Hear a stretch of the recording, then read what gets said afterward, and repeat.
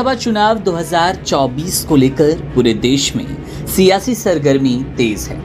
बंगाल में एक तलाकशुदा पति पत्नी लोकसभा चुनावों में एक ही सीट से एक दूसरे के खिलाफ चुनाव लड़ने वाले हैं। दरअसल ये स्थिति तब उत्पन्न हुई जब तृणमूल कांग्रेस ने रविवार को अपने प्रत्याशियों की सूची जारी की। इस लिस्ट में सुजाता मंडल का नाम शामिल है, जो अपने पूर्व पति सौमित्र खान के खिलाफ ही बाकुंडा जिले की बिशनपुर सीट से चुनाव लड़ेंगी। बता दें कि सौमित्र खान बीजेपी की ओर से बंगाल के बिशनपुर सीट से चुनाव लड़ रहे हैं। वहीं रविवार को तृणमूल ने भी इसी सीट से अपनी उम्मीदवार सुजाता मंडल को उतारा। राज्य में 2021 के विधानसभा चुनाव से पहले इस जोड़े में अलगाव हो गया। सौमित्र खान ने उस वक्त कैमरे पर ही सुजाता को तलाक देने की घोषणा कर दी थी, जब वे तृणमूल कांग्रेस में शामिल हो गई थी। बिशनपुर के दिग्गज नेता सौमित्र खान 2019 के लोकसभा चुनाव से पहले तृणमूल कांग्रेस से भाजपा में शामिल हो गए थे। उस समय उनकी पत्नी ने उनके लिए प्रचार किया था।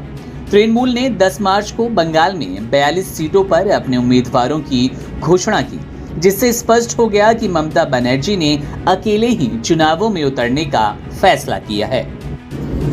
हालांकि उनके इस फैसले से कांग्रेस काफी दुखी है, क्योंकि पार्टी को उम्मीद थी कि ममता बनर्जी राज्य में उम्मीदवारों की घोषणा से पहले सीटों के बंटवारे को लेकर एक बार बात कर लेगी और इंडिया गठबंधन के साथ संबंधों पर पुनर्विचार करेंगी। लेकिन ऐसा हुआ नहीं। ममता अपने बयान पर जस के तस टिकी रही। उन्होंने पहले ही कहा था, संकेत दे दिए थे कि टीएमसी अकेले लोकसभा चुनाव लड़ने वाली है। कांग्रेस लीडर जयराम रमेश ने भी एक्स पर पोस्ट कर लिखा, भारतीय राष्ट्रीय कांग्रेस ने कई बार पश्चिम बंगाल में टीएमसी के साथ सम्मानजनक सीट बंटवारा समझौता करने की अपनी इच्छा व्यक्त की है। भारतीय राष्ट्रीय कांग्रेस ने हमेशा कहा कि इस तरह के समझौते को बातचीत के माध्यम से अंतिम रूप दिया जाना चाहिए, न कि एक तरफा घोषणाओं से।